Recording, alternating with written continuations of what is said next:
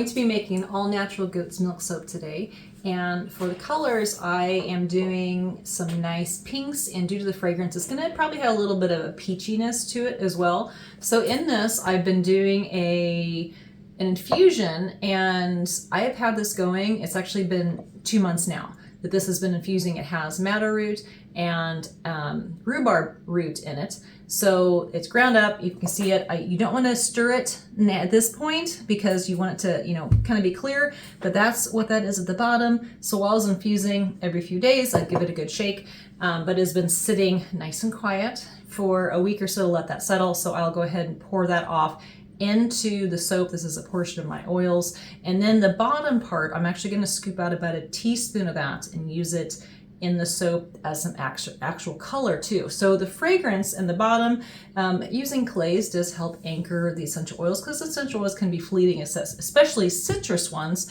This is my Awaken soap, so it's nice and bright, but I have rose clay in there, as well as some, I think Aussie pink was the other one. Let me look at my note. Yes, Aussie pink clay in there, and I'll give it a stir before I use the essential oils. So the essential oil blend, I had to write it down, lemongrass, orange Valencia or sweet orange, and Litsea. I need to look that up. Litsea, and then a little bit of spearmint, a little bit of peppermint, so it's nice and bright and it smells amazing. Now this doesn't look very exciting right now, but when we cut over the video when I'm going to make the soap, it will turn to an amazing pink when it reacts to the lye solution. So it's going to be really cool.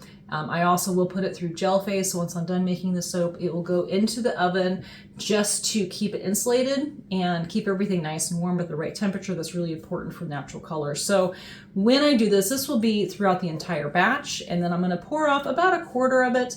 And in that quarter is going to go the little bit of the color down there, the madder root and the rhubarb root, and then this will go into the rest of it. So it's going to look really pretty. Hopefully I can get some drop swirls in there with the color, and we'll see how that goes. The goat's milk in it will cause it to warm up a bit, so that's kind of where that little bit of a peachy color comes in, because it kind of gives it that tan color. So let's go ahead, cut over, and make the soap.